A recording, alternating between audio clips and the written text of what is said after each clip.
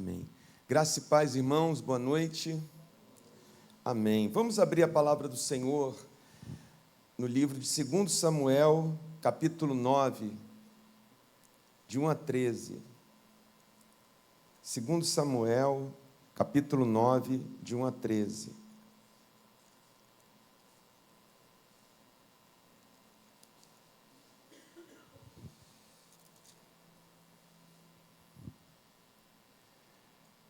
Diz assim a palavra do Senhor. Disse Davi: resta ainda, porventura, alguém da casa de Saul, para que eu use de bondade para com ele, pelo amor de Jonatas? Havia um servo na casa de Saul, cujo nome era Ziba. Chamaram-no que viesse a Davi. Perguntou-lhe o rei: és tu Ziba? Respondeu: eu mesmo, teu servo. Disse-lhe o rei: não há ainda alguém da casa de Saul para que eu use da bondade de Deus para com ele? Então Ziba respondeu ao rei: há ainda um filho de Jonatas, aleijado de ambos os pés. E onde está? Perguntou-lhe o rei. Ziba lhe respondeu: está na casa de Maquir, filho de Amiel, em Lodebar. Então mandou o rei Davi trazê-lo de Lodebar, da casa de Maquir, filho de Amiel. Vindo Mefibosete, filho de Jonatas, filho de Saul, a Davi, inclinou-se, prostrando-se com o rosto em terra. Disse-lhe Davi: Mefibosete. Ele disse: eis aqui teu servo. Então lhe disse Davi: não temas, porque usarei de bondade para contigo por amor de Jonatas teu pai, e te restituirei todas as terras de Saul teu pai, e tu comerás pão sempre à minha mesa. Então se inclinou e disse: quem é teu servo para teres olhado para um cão morto tal como eu?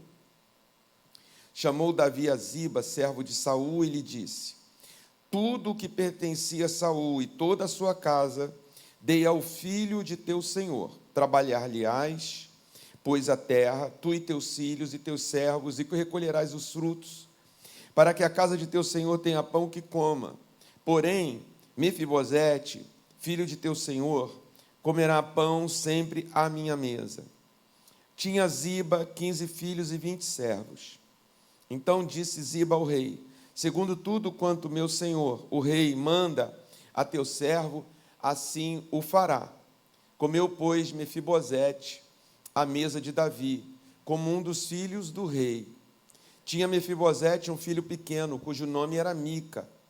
Todos quantos moravam em casa de Ziba eram servos de Mefibosete. Morava Mefibosete em Jerusalém, porquanto comia sempre à mesa do rei. Ele era coxo de ambos os pés. Muito bem, queridos, nessa noite nós vamos compartilhar sobre aliança. Sobre aliança. Deus, este Deus ao qual estamos nessa noite aqui o adorando, o louvando, entoando louvores ao seu nome. Ele é Deus de aliança. A palavra de Deus, a Bíblia, aqui uma dica, é uma boa maneira de se estudar, empolgante, você estudar a palavra de Deus pelas alianças que tem na Bíblia. Você sabia disso? O Antigo Testamento tem 6 alianças, e o Novo Testamento é a aliança, é o livro da aliança. Testamento quer dizer exatamente aliança. Só que o Velho Testamento vai se cumprir no Novo, nessa nova aliança, porque o testador chegou, aquele que tem o poder de executar a aliança é Jesus. Então, essa nova aliança é chamada nova aliança, ou Novo Testamento. Então, a Bíblia toda, ela revela que Deus é Deus de aliança.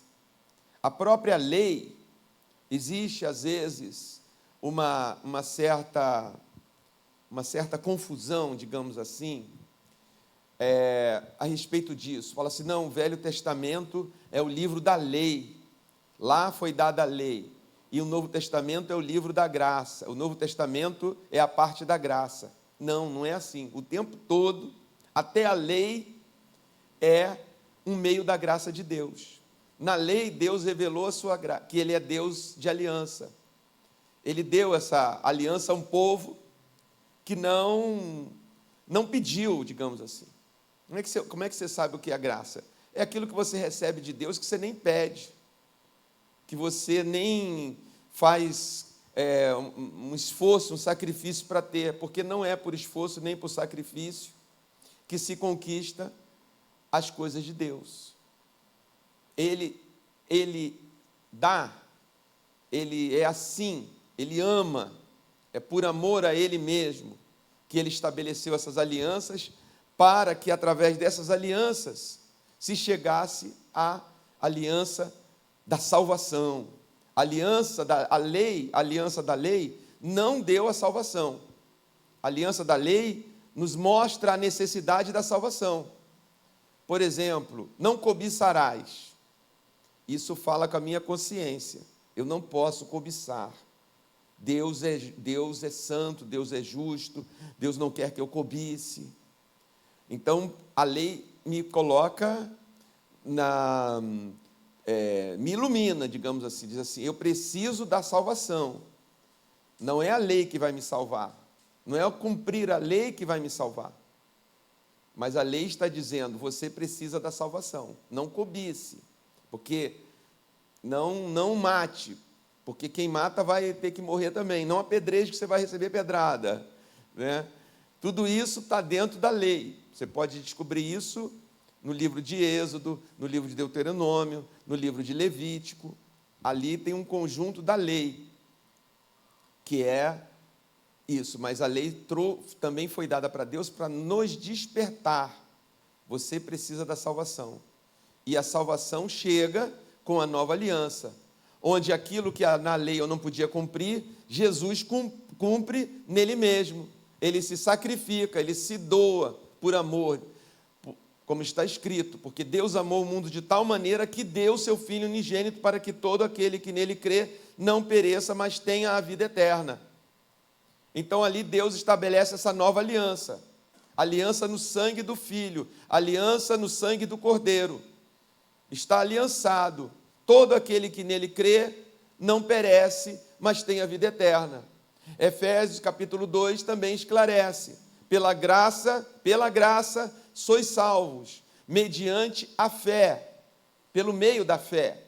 Eu preciso crer nessa salvação, eu preciso crer nesse sacrifício de Jesus para recebê-la, mas não que é a minha fé que vai me salvar, é o ato de Jesus que me salva, mas pela fé eu recebo. É o meio, é o veículo que me leva até o encontro dessa graça maravilhosa de Jesus, da salvação. E uma vez salvo, uma vez que você recebe essa salvação, que te produz um espanto, porque a graça ela é espantosa. A graça de Deus ela nos causa um espanto. Como assim? O senhor tem certeza que o senhor me ama? O senhor sabe o que o senhor está fazendo? O senhor é Deus.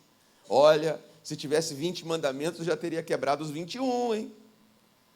Eu não mereço, porque a gente pensa que a lei é que nos salva. Aí é confirmado no nosso coração pelo testemunho do Espírito.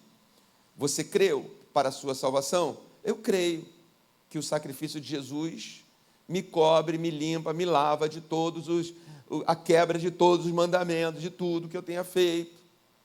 Então você está salvo. Se você crê, você está salvo.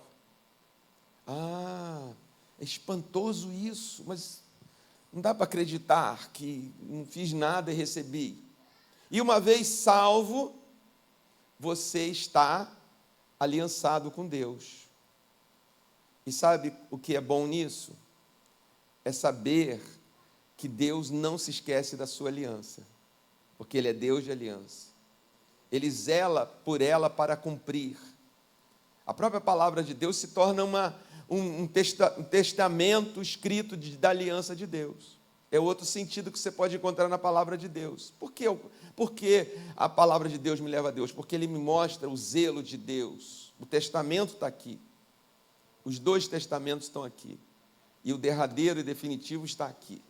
Então isso me dá daí o motivo, a motivação que a gente deve ter para estudarmos a Bíblia, para conhecermos o que está escrito. porque ali nós vamos ser fortalecidos, porque uma vez salvos, nós vamos saber e vamos caminhar sabendo que Deus está zelando pela sua aliança sempre.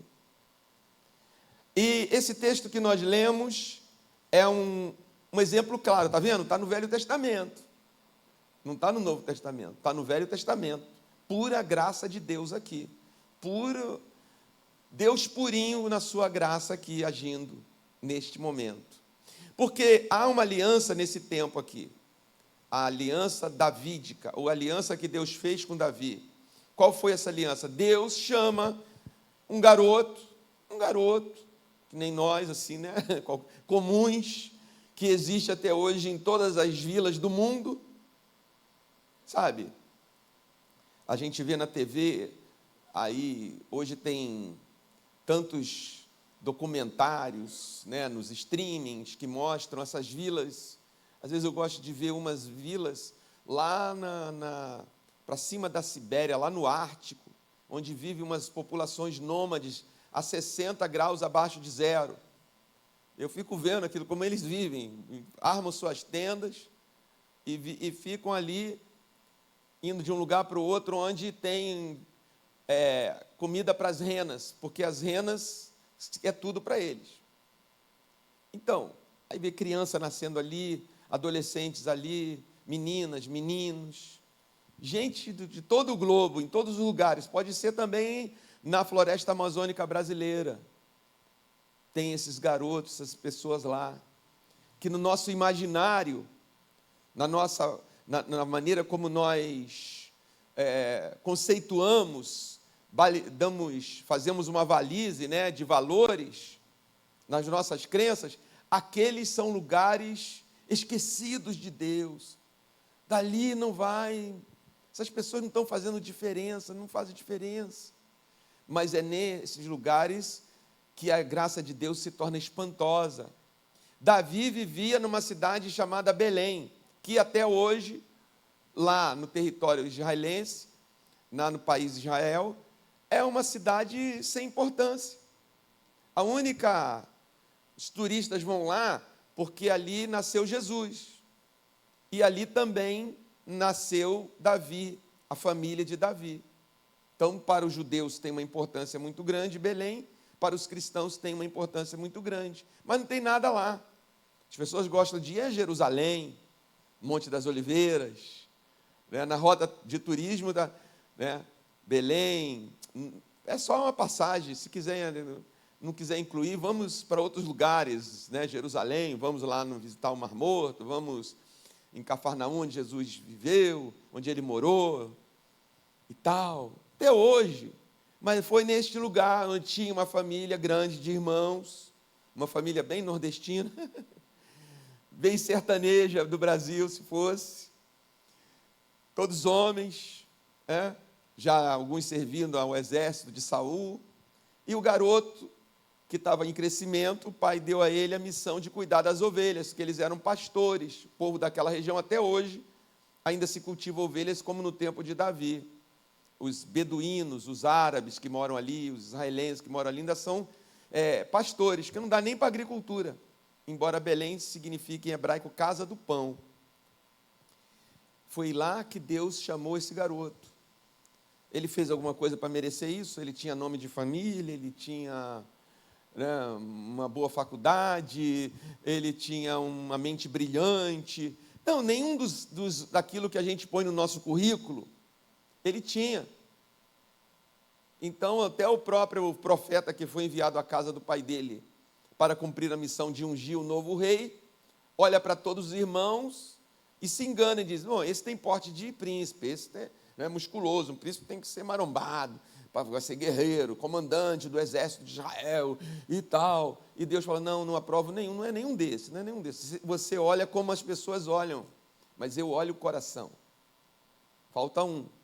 E chama o garoto. E Deus diz: é esse aí. É esse aí. É esse daí que eu vou dar o reinado. É esse aí daí que eu vou dar uma história nova, que com ele vai ser um líder de Estado, ele vai ser um estadista, vai ser tudo, sem faculdade, sem universidade, sem mentoria, sem nada. desse tipo, ele vai se tornar o que eu tenho para ele. Isso é a graça de Deus, é espantoso. Mas não só isso, Deus, não satisfeito em ter dado isso a Davi, estabeleceu com ele uma aliança. O seu trono será eterno. O seu trono será eterno. É claro que Davi, Salomão, os filhos dele pensaram, nossa, a gente vai ter um reino aqui igual os egípcios, uma dinastia de 5.000 anos, 2.000 anos. Mas Deus estava falando do reino sem fim do Senhor Jesus. Porque o Senhor Jesus vem da casa de Davi. José, o pai adotivo de Jesus, era da casa de Davi. Então ali Deus estava estabelecendo essa aliança. O seu trono não terá fim. E vai se sentar nesse trono o Messias, o ungido. Nele vai se sentar aquele que há de governar o meu povo de Israel, e todas as nações serão abençoadas a partir desse trono, desse reino. Com a aliança de Davi, Deus está falando de reino, o reino de Jesus que viria, o reino de Deus. Mas quem é esse garoto para receber isso, uma aliança dessa? É o Deus da aliança que faz isso. É o Deus da aliança que nos chama, que nos chamou, que nos criou, que anotou o seu livro, o seu nome no livro da vida, antes do seu tataravô nascer. Ele já tinha estabelecido essa aliança na eternidade. Quando ele criou o homem, quando ele criou esse planeta aqui, formou essa natureza toda, esse mundo todo, e colocou o ser humano, ele já tinha estabelecido na eternidade esse pacto. Ele já tinha deixado este testamento. E para que se cumprisse, repetindo, ele enviou o seu filho unigênito, porque nenhum homem podia cumprir o seu testamento, a não ser o filho, na terra. Então, mediante a fé, todos estamos debaixo dessa aliança. Amém ou não? Amém. Glória a Deus. Você se considera aliançado por Deus, em Deus? Amém ou não? Amém. Glória a Deus. Então, estou pregando no momento certo. Né? Porque senão teria que explicar outras coisas. E aqui nós vemos claramente dois homens, o Jonatas e o Davi. Davi agora casado com uma das filhas de Saul, o rei, e Deus tira a unção, o reino de sobre a herança de Saul e coloca em Davi. Jonatas e Davi fazem um pacto, fazem uma aliança entre eles. Jonatas diz a Davi: eu sei que o Senhor te colocou no reino, eu sei disso e recebo isso. Eu quero só te pedir uma coisa: quando você estiver assentado no trono, guarda a minha família, não desfaça a minha descendência na terra, porque era comum naquele tempo antigo que um rei novo eliminasse os antigos, desde o mais novo ao mais velho, para que não houvesse uma guerra e ele planejasse se vingar e voltar. Isso era comum, já se sabia. Então, como Jonas sabia que Deus tinha colocado ele e ele ia exercer isso, ele faz, e Davi e Jonas estabelecem uma aliança. Não pode deixar. O tempo passa. Deus coloca Davi, cumpre a sua promessa, coloca Davi no trono. Tudo muda. Saul e Jonatas morreram numa batalha. Davi faz um funeral, honra a memória deles, tudo. Mas quando isso acontece, a família de Jonatas imediatamente segue a lógica. Agora que não tem mais o seu avô, agora que não tem mais o seu pai, agora que não tem mais os cabeças, agora que caiu o reino, na sucessão está quem? Uma criança de 5 anos chamada Mefibosete. Uma criança de 5 anos, Mefibosete. Imediatamente, vamos salvar o herdeiro, porque ele vai morrer. Os soldados de Davi, talvez até Davi diga: eu tenho uma aliança, mas o general Joabe podia dizer: mas eu não tenho. porque também, um dia, se ele tiver um general, a minha família vai. Talvez os generais de Davi fossem atrás, para fazer uma limpeza naquele lugar, na dinastia. Então a babá pega o menino rapidamente, e nessa correria o menino cai e fica com uma deficiência física. Como o texto diz aí na versão antiga, fica aleijado. E o escondem, levam para viver uma outra vida, no anonimato, trocam a identidade dele. Nada de história de príncipe, nada de comida de príncipe, nada de projetos de príncipe. Até porque, né, esse menino não pode se delatar quem ele foi. Você não é mais. Você foi, não é mais. Não, vamos esconder a identidade dele. Vamos esconder quem é, para que ele sobreviva. E assim ele foi. Mas os antigos servos de Jonatas, seu pai, do seu falecido pai, sabiam para onde ele tinha ido e guardou o segredo. Ficou quieto. Guardou aquilo ali. Vida que segue. Davi, usado por Deus, faz muitas conquistas. Eleva o seu nome, a sua glória como rei. Estabelece um reino gigantesco naquele território. Conquista quase toda aquela região. E estabelece ali o reino, o seu reino. Está cheio de glória, cheio de poder político, econômico.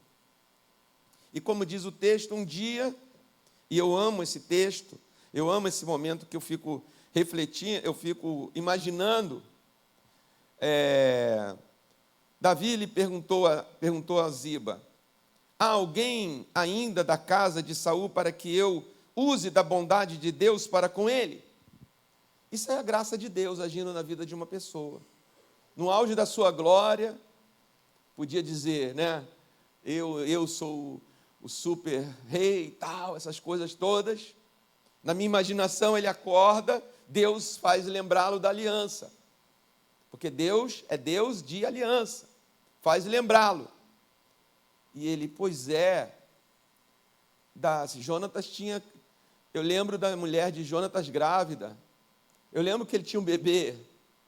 Eles iam adorar a Deus com aquela criancinha. Onde anda essa criança? Eu preciso cumprir a parte da aliança, que eu jurei que seria misericordioso. Mas Davi era um homem segundo o coração de Deus. Eu acredito que ele reflete mais do que ser misericordioso. Vou deixar viver. Não vou matar. Espera aí, eu vou usar de bondade. E ele planeja, porque a gente vê aqui o que ele planejou fazer para essa bondade. Ele tinha ficado por direito com todas as propriedades, terras, empregados, tudo da família de Saul e de Jonatas. Ele multiplicou o financeiro dele. Não é que ele não fez nada, ele não matou para isso. Podiam acontecer, mas ele não fez. Mas era o direito daquela época. É seu agora, você é o novo rei, isso aqui não era do rei, é tudo seu. Naquela época, os reis, eles tinham direito de posse, de propriedade. Então, agora é seu, inclusive dos falecidos.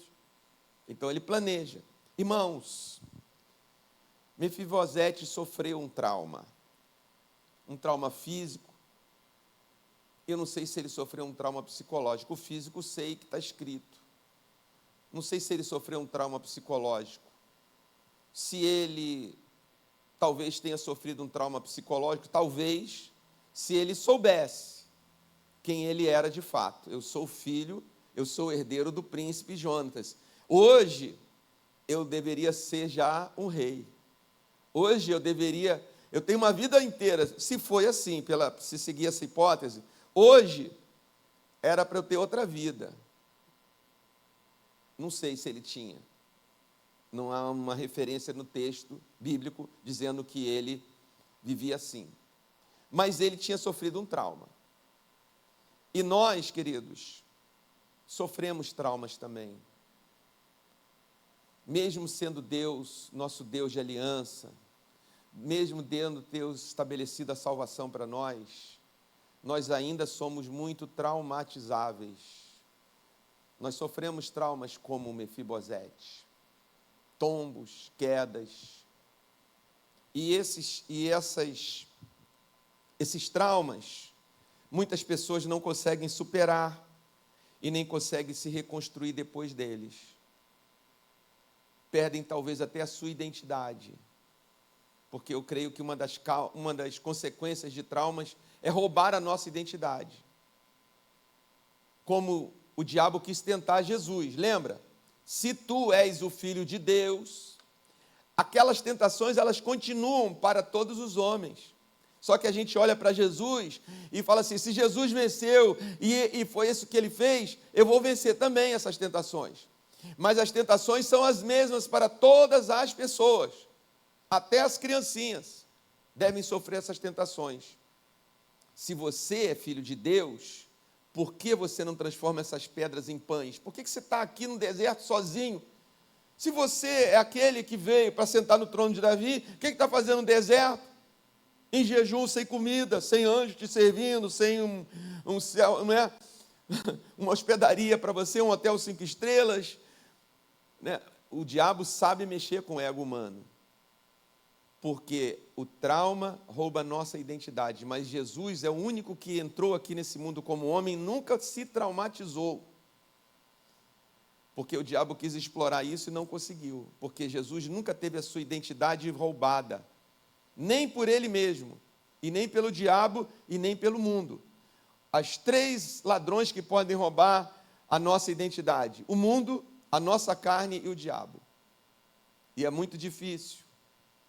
Eu acho que o principal inimigo é a minha carne, porque é na minha carne que eu fico pensando essas coisas, dando lugar. Nossa, mas por que eu estou sofrendo isso? Por que eu caí? Nossa, eu era para estar numa outra realidade, eu era para estar vivendo outra coisa, eu era para ser isso, eu era para ser aquilo, se não tivesse caído, se não tivesse acontecido aquilo, se não tivesse aquilo acontecido. E eu, infelizmente, tenho que dizer para vocês, todos nós passamos por traumas. A vida é cheia de... Não existe um lugar seguro. Não existe um lugar seguro na Terra. Onde acontecem os grandes traumas? Onde menos deveria acontecer. Os piores traumas. Está aí, hoje a gente tem... Isso é bom. Há uns anos atrás, as coisas eram muito abafadas. Nem eram tabus, não se falava. Hoje está tudo aí. Está na palma da mão, literalmente. Os grandes, piores traumas começam em casa. Às vezes, quando nós ainda somos bebês e nem sabemos o que está acontecendo, e estamos caindo do colo da nossa mãe, do nosso pai, sabe? Figuradamente falando. E estamos ficando com uma marca dentro de nós que a gente nem sabe de onde veio, porque naquela época não tinha consciência. E formamos a nossa personalidade, nosso caráter, a partir disso. Então não há lugar seguro no mundo, nem na igreja. Se na família é assim, onde, né, sangue do meu sangue, carne da minha carne, essas coisas, nem na igreja. Nossa, então eu vou embora. Mas você vai entender daqui a pouco o que eu quero dizer, porque a gente tem que expor a ferida para buscar a cura, amém? Eu estava ouvindo, e você já deve ter ouvido, falar de um fenômeno. Eu ouvi um podcast essa semana de um jovem jornalista, teólogo, que tem um canal dele lá no YouTube, e eu gosto, ele é muito ponderado e tal, e fala de vários assuntos, e ele estava dizendo sobre o fenômeno dos desigrejados. Os desigrejados, para quem não sabe, são pessoas que hoje em dia professam que não tem igreja. Não é que assim está sentindo falta, é porque estou procurando. Não, eu já passei por várias igrejas, ou uma igreja só, e eu vi que, sabe, assim, eu tomei uma decisão de que é muito melhor viver sem igreja. É mais seguro, é mais legal, né? Não há trauma, não acontece nada, porque a igreja também é traumatizável. E eu fiquei pensando nisso. Eu estou há 41 anos na igreja. E eu não tenho nenhum problema se eu fizesse isso, eu já citei aqui algum outro caso, absolutamente traumatizável. Eu poderia citar, olha, eu poderia já ter ido há muito tempo, pelos traumas que já passei dentro da igreja, onde, assim como a minha família também, não pelos meus pais, mas eu também podia ter, mas na igreja foi um lugar que eu me abri, doei minha vida, vim aos altares e falei, estou aqui, vou te servir, assinei embaixo de algum papel, eu vou servir, eu vou estar aqui. Eu fiz uma aliança humana, mas uma aliança humana. E muitas vezes esse lugar foi um lugar que quis me expelir, vamos dizer assim. Que eu não me encontrei. Que me traumatizou. Mas o problema que eu quero retratar nessa noite não é esse dos igrejados, que está sendo muito estudado. Ele cita inclusive isso. Os sociólogos, os pesquisadores que pesquisam religião no Brasil, a igreja evangélica no Brasil, agora estão estudando isso. Havia o fenômeno das mega igrejas, da igreja tal, da igreja isso, aquilo, e agora estão estudando quem são esses desigrejados, que se declaram cristãos evangélicos, mas também declaram com muita convicção, mas não pertencem a nenhuma denominação, nenhuma organização religiosa. Normalmente o pessoal até fala assim, né? Nenhuma organização religiosa, e estou muito bem, graças a Deus. Porque lá aconteceu isso e tal. Porque nós estamos vivendo uma crise de identidade nos dias de hoje. Por quê? Vou associar tudo para os irmãos entenderem. O problema é um problema, os desigrejados, mas os estudiosos já estão vendo isso, os teólogos já estão vendo isso, e Deus já está vendo isso há muito tempo. Não se preocupe, não se preocupe, a igreja vai acabar, não vai acabar, a igreja não é uma instituição humana. Se você perguntar, por que, como você resistiu, como você passou seus traumas em igreja, religiosos, porque eu creio, não na igreja humana, a igreja instituição, a igreja CNPJ, eu creio na igreja corpo de Cristo, e essa é plano de Deus, é essa que Jesus virá resgatar, é essa que o noivo virá para dizer que é a noiva dele, que ele preparou, que virá para as bodas eternas, e eu quero estar nessa igreja. Eu quero estar lá, não vai ter placa, não vai ter CNPJ, não vai ter o diretor, o presidente, os associados, os mantenedores, não vai ter nada disso.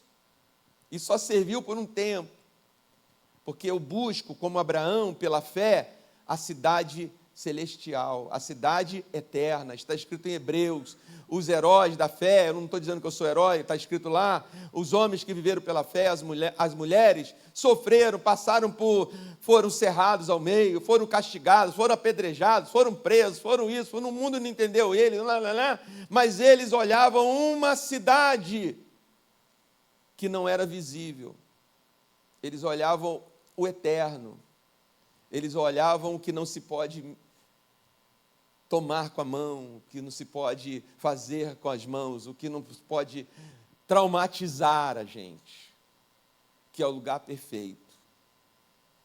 Então eles diziam, estamos indo para o lugar perfeito pela fé também que se vai para esse lugar perfeito. Mas o problema é quando esses traumas, essas quedas de Mefibosete, nos tiram da posição que nós recebemos através da aliança do Senhor. Mefibosete foi tirado da aliança do Senhor com a casa de Davi. Foi porque Davi não era parente de Mefibosete, mas ele fez uma aliança com o pai dele. Ele usou a graça que ele recebeu para estender a graça para outra família. Porque é assim que o cristão deve ser. Ele recebe a graça de Deus, não é para armazenar num banco bem guardado lá. Não. É para que outras famílias, é para que outros tenham acesso a essa graça maravilhosa. Mefibosete foi tirado dessa graça, foi tirado dessa herança. Mas eu quero te perguntar nessa noite, o fato de alguém ser tirado da aliança faz dele alguém que não tem direito à aliança? Se o testador disse que a aliança está mantida? Não. O fato de Mefibosete não saber, o fato de Mefibosete não pertencer mais aos privilégios da aliança, não tiraram ele da aliança. E aí é que entra Deus. Deus se lembra da sua aliança. Deus é Deus de aliança, nesse sentido que eu quero dizer. O mundo esqueceu daquele pequeno, mas Deus não se esqueceu. E Deus não se esqueceu de nós. Mesmo quando tentamos fugir, mesmo quando temos de recuar para escaparmos, trauma tira o nosso tempo. A gente tem que dar um tempo. Quem machuca o pé, quem tem que parar de trabalhar uns tempos, o médico dá um atestado, você vai ficar 6 meses, vai fazer uma cirurgia, vai colocar uma prótese. Lá no meu Instagram, tem inclusive no último psicólogo que eu fiz com meu amigo, o Edson, que em plena pandemia, fazendo Uber, sofreu um acidente gravíssimo, quebrou, até botei aí o testemunho no grupo do WhatsApp da igreja, e ele contou lá nessa live que fizemos. Se você quiser ouvir, é inspirador. Perde 4, 5 anos fazendo terapias, e indo e vindo e tal. Traumas roubam o nosso tempo. Mas os traumas não podem roubar a nossa identidade. Nós não podemos aceitar isso. Mas nós temos que recuar, porque perdemos algo precioso, algo que nos movia, algo que nos motivava. O trauma rouba isso também. Foi tirado de Mefibosete. Mefibosete perdeu a capacidade de correr como os outros, perdeu a sua velocidade, perdeu o seu andar normal, o seu tempo normal. Se uma pessoa podia caminhar correndo em segundos, ele levaria horas para chegar no mesmo lugar. Passou a ser dependente dos outros, passou a viver preso a um passado que não volta mais, porque também é um dos sintomas dos traumas. A gente quer voltar um dia antes, né, na nossa mente. Se eu não tivesse ido ali, não teria acontecido isso. Se eu não tivesse falado aquilo, não teria desencadeado tudo o que desencadeou. E a gente fica se torturando, se culpando, porque o trauma nos leva a esse ponto, nos culpando. Foi você que falou, se ficasse calado, e a gente fica numa prisão sem fim, porque não temos a máquina do tempo para voltar um dia anterior e falar assim, falar o contrário. Agora que eu sei o que vai acontecer, não vou, não quero, eu quero, eu faço, eu aconteço, ou deixo de fazer, né? Não, já foi dito, já foi escrito, já passou, mas ainda está existindo dentro do seu coração, da sua mente, torturando você, mantendo você distante da execução da aliança de Deus na sua vida, do que Deus planejou para você, do que Deus preparou para você antes da fundação do mundo, que nem olhos viram, nem ouvidos ouviram, o que Deus tem preparado para os que o amam. Está mantendo você lá, distante, como manteve Mefibosete. Então, é preferível se esconder a deficiência, esconder-se dos outros, a mente afetada, os complexos brotam pela pele, o tempo, tanto tempo engessado, não acredita mais que pode correr, não acredita que possa chegar a lugar nenhum. Mas lembrando, somos filhos de Deus. E Deus fez um pacto, Ele é zeloso do seu pacto, Ele vai lembrar. Um dia Deus vai lembrar você, ou vai lembrar algum Davi, ou vai lembrar alguém, ou vai usar uma situação para dizer, resta alguém na sua casa para que Deus possa usar de bondade para com você? Qual é a bondade? A bondade é o que Deus estabeleceu, que é bom, a vontade dele, que é boa, que é perfeita e que é agradável. Por que ele não está aqui à mesa? Por que ele não pode andar? Por que ele não vem a Jerusalém? Por que ele não se assenta aqui? Porque ele não sabe que tem direito a isso. Eu costumo, quando explico sobre as bênçãos de Deus, eu dou um exemplo, me perdoe se você achar simples, mas imagine na cidade, aqui na nossa cidade, uma pessoa muito pobre, que vive em situação de rua, vive mal, perdeu tudo, não sabe, nem lembra mais quem foi pai, mãe, está tantos anos ali, só que ele não sabe que ele é um descendente do homem mais rico da cidade, que deixou muitas propriedades e não teve família direto. E lá no cartório deixou um testamento dizendo: para o meu descendente mais próximo, aquele que provar que é o meu descendente, herdará tudo isso. E assinou, e está lá no cartório. Ele é herdeiro? Ele é herdeiro. Ele vive a herança? Não.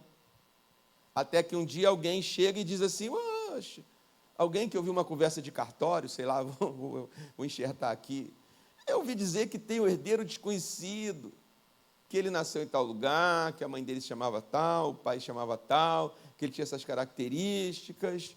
E qual é o seu nome?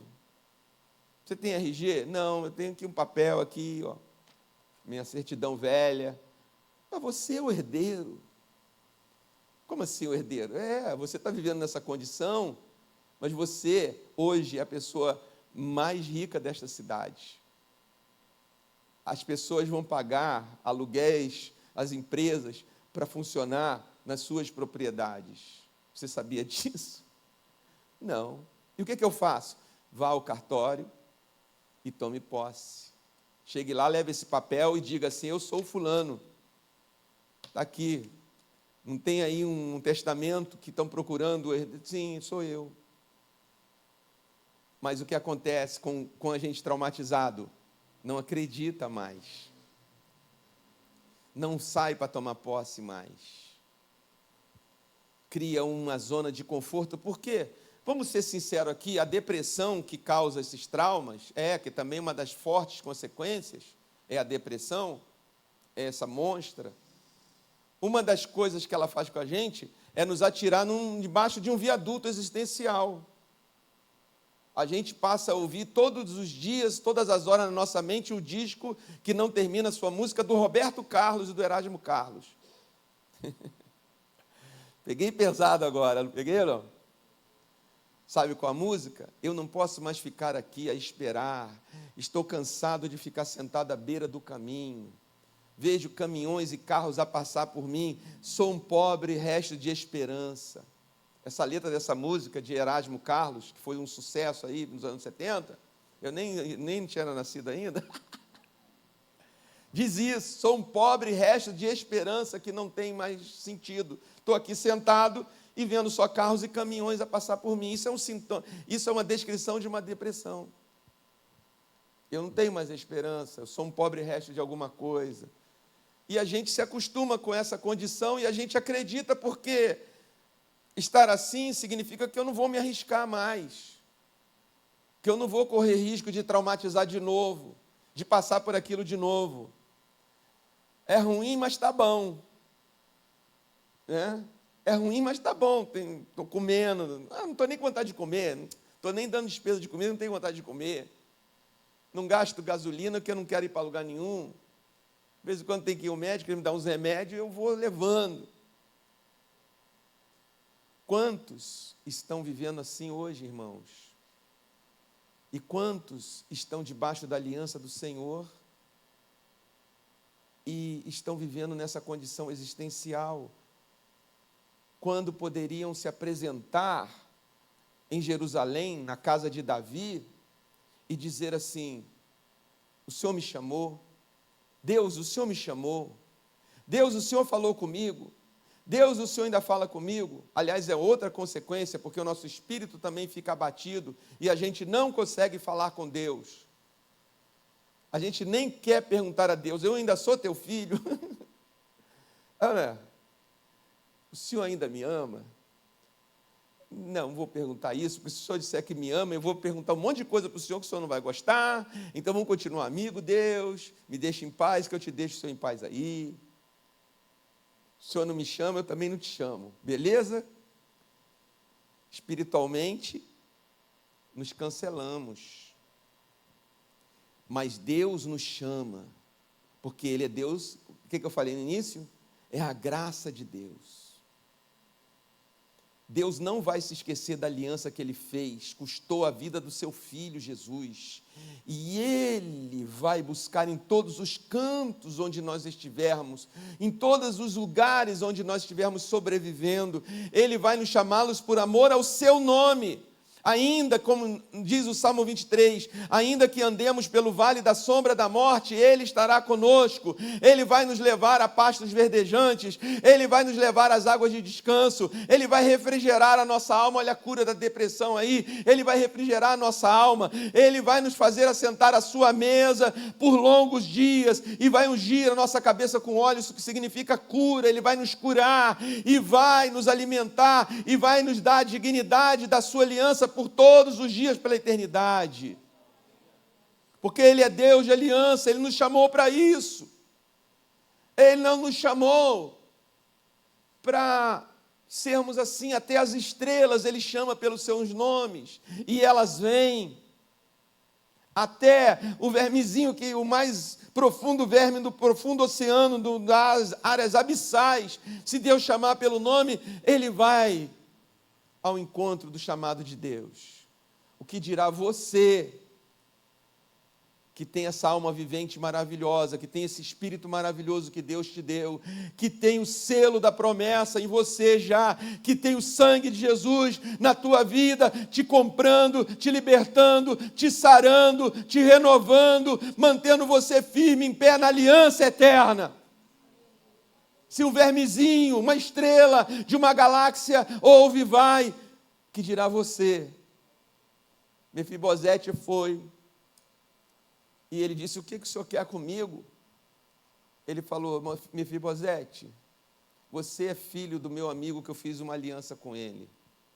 E a aliança com ele inclui que eu não ia fazer nenhum mal a vocês, mas Deus está falando no meu coração que, além de não fazer o mal, tem que fazer algo exponencial, algo que mostre a graça de Deus. Ziba, você vai trabalhar as terras que era de Jonatas, eu estou devolvendo ao herdeiro, que é Mefibosete. Mefibosete, tudo que os seus campos produzirem é para sustentar você. Mas não vai ficar só nisso, você vai mudar para Jerusalém, porque no meu palácio real, na minha mesa real, você é um príncipe de Deus. Deus levantou a sua família, Deus colocou unção na sua família também. Deus fez uma aliança e usou a minha vida para aliançar com seu pai. O seu lugar é essa mesa de um príncipe em Israel. Todos os dias da sua vida você vai se alimentar aqui, não é nas suas propriedades, mas não, porque você é herdeiro. Você não é enxerto, você é herdeiro, você é filho, você é filha. Aqui é o seu lugar. Deus não quer apenas nos salvar, porque isso Ele já fez, para que no futuro, algum dia, Ele nos leve para a morada celestial dEle e nos deixe aí. Ele quer que na terra, como o seu corpo, como o seu povo, como suas famílias que somos, representantes das famílias de Deus na terra, nós possamos nos assentar com Cristo nas regiões celestiais, onde Ele já colocou debaixo dos seus pés todo o principado, potestades e dominadores nesse mundo tenebroso. Estamos assentados com Cristo nessas regiões celestiais já, herdeiros, e saboreamos já algumas coisas: curas de traumas, resiliência, motivação, superação, resgate da nossa dignidade, resgate do nosso futuro.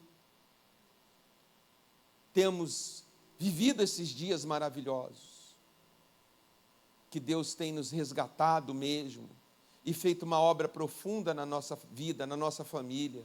nos dado esperança, diante de um mundo sem esperança, diante de um tempo onde a esperança custa caro, literalmente. Deus tem nos dado esperança, porque Ele vai mostrando o seu favor.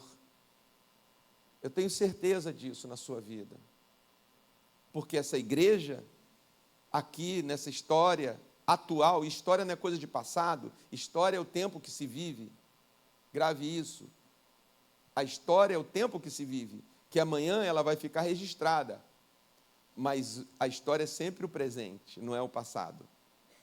E nessa história dessa igreja, o Senhor está sempre trazendo coisas maravilhosas da sua graça, para nós, para famílias, para vidas, restituindo como cantamos aqui, renovando, trazendo um pecador à dignidade de um príncipe de Deus, trazendo um perdido à dignidade de um filho amado de Deus, trazendo morto à qualidade de alguém que anda com Deus na vida agora. E por isso, nessa noite, eu quero te convidar para nós orarmos. Talvez nessa noite você precise tomar posse dessa restauração na sua vida. Talvez você precise ir ao cartório de Deus, que é esse culto nessa noite, e dizer assim: Senhor, eu sou o cara. Eu não sou o cara da beira do caminho, eu já fui até agora, mas a partir desse momento eu quero reafirmar, confessar a minha parte na aliança. Eu quero afirmar, confirmar: Senhor, esse lado da aliança que o Senhor estabeleceu, eu estou aqui. Porque é aí que começa a cura, a restauração. A condição não é, como se engana o nosso coração, de se afastar, de rejeitar, mas é de pertencer, de filiar ao Senhor. E aí, querido, a fisioterapia da cura vai começar na tua vida. E a fisioterapia é assim, foi feita em Mefibosete. Mefibosete, por essa palavra, ele se tornou príncipe? Sim e não. Ele se tornou príncipe de direito, mas ele não se tornou príncipe de fato. Ele sabia sentar em mesa de rei? Não. Ele sabia comer como os príncipes? Não. Ele sabia ser servido como os príncipes? Não. Ele não sabia nada daquele lugar, daquele ambiente. Ele sabia o que era administrar os campos de um pai que ele nunca, nem lembra mais, morreu que ele tinha 5 anos? Não. Ele não sabia de nada dessas coisas.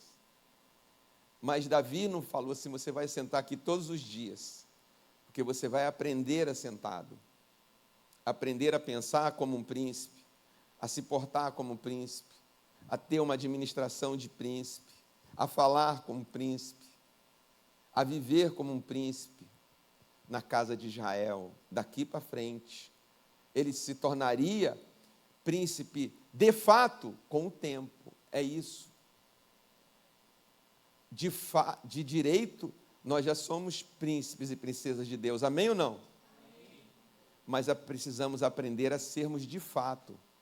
E esse aprendizado é assim, sentando-se à mesa do Pai todo dia, aprendendo com Ele. Ele nos dando o alimento, Ele falando com a gente. Não é assim que se fala. Aqui em casa, como você educou seus filhos, não se fala de boca cheia. Né? Meter a mão lá, né? Eu quero comer. Tomava um tapinha.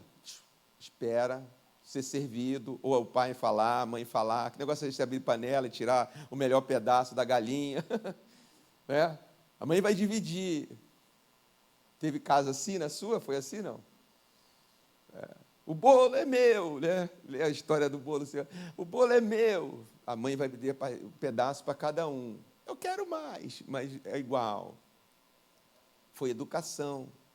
A minha mãe, uma vez pregando no Salmo 126, me veio esse exemplo, eu dei. A minha mãe, ela foi responsável pela minha educação, assim. Ela teve uma educação de berço, ela teve uma educação formal na infância e adolescência dela, ela passou isso para mim, muita coisa.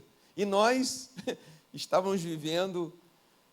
Então, eu vou, né, não vou dar detalhes, porque não precisa aqui nesse momento, Mas ela andando comigo no centro do Rio de Janeiro, a gente duro, só tinha o dinheiro da passagem do trem, o dinheiro da passagem do ônibus para pegar o trem no centro da cidade. Olha, onde a gente morava, tinha que pegar um ônibus para ir ao centro da cidade para pegar um trem. E não era um ônibus perto que desse para ir a pé, não era um circular da cidade, não. Era longe. Aí ia lá, pegava aquele trem lotado, ida e volta, o Japeri famoso. Aí descíamos na central, íamos a pé até o centro da cidade, porque não tinha dinheiro para pegar ônibus até o centro. E nem para fazer um lanchinho.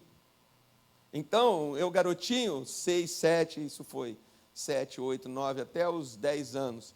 E a gente de mão dada ali, ela ali no centro do Rio de Janeiro, aí passava aquele restaurante, hora de almoço, aquele cheiro, aquele pessoal, os escritórios, os grandes escritórios do centro do Rio, promotores, advogados, todo mundo ali almoçando e tal, secretárias. Aí eu ficava olhando, ela falou, quando alguém está almoçando, comendo, a gente não olha. Ela me deu uma educação. A gente não fica olhando, a gente não fica pedindo, eu estou com fome. Então, anos depois eu entendi tudo isso, eu falei, puxa, é como no Salmo 126, quem sai andando e chorando enquanto semeia, Ela tinha motivos para me passar toda uma raiva social, olha o que as pessoas fazem, olha a desigualdade social, a gente aqui, esses caras ali, o trem que a gente vai pegar para Japeri, para Nova Iguaçu, e esses caras ali. Ela nunca me passou isso. Depois é que eu entendi. Ela me passou como se comportar nesse meio, como viver nesse meio, como ser bem-sucedido nesse meio, saber falar com essas pessoas. Eu lembro que uma vez no escritório do advogado que nós frequentávamos no centro do Rio, um escritório chique, que é uma história para como chegou nesse escritório chique. Aí eu falei, eu estou com fome, mãe. Aí ele ouviu lá, mandou a secretária dar pão, dá uns creme crackers para esse menino, porque eu ia voltar às 5 da tarde sem almoço para casa com ela, voltar tudo aquilo. Então, queridos, Deus vai nos ensinando assim, andando com a gente, segurando na nossa mão, dizendo, não é assim que se fala. Um homem de Deus não fala assim, uma mulher de Deus não pensa assim. Não, aquilo que você fala, vai lá e pede perdão, coma menos, coma mais, E a gente vai crescendo, e quando a gente vê, os traumas já não nos tomam mais, os medos não tomam mais, a depressividade consequentes não nos dominam mais. Quando a gente vê, a gente está andando com porte de príncipe e princesa. A gente está falando como, a gente está administrando a vida dessa maneira, com a aliança de Deus. Eu quero pedir que você se coloque em pé, para nós orarmos nessa noite. E nós vamos louvar a Deus, como uma oração também, esse louvor da saudosa pastora Ludmila Feber, que nós cantamos aqui. E depois nós vamos orar. Você vai orar. Você vai tomar posse nessa noite. Você vai dizer, Senhor, eu sou herdeiro, eu estou na aliança. Eu quero sair nessa noite das consequências desse trauma. Eu quero sair nessa noite das consequências dessa estagnação, desse tempo que passou de recuperação. Eu reconheço que eu tentei me recuperar, mas eu reconheço que é o Senhor quem me recupera, é o Senhor quem me levanta, é o Senhor quem me cura, é o Senhor quem me restaura a alma, o prazer de viver, é o Senhor que restaura a minha vida. Vamos louvar ao Senhor, louve com fé, aproveite o louvor, a canção, e já comece a confessar para Deus, confessar no sentido positivo. Eu confesso, Senhor Jesus, que faço parte da Tua aliança nessa noite, eu recebo a cura.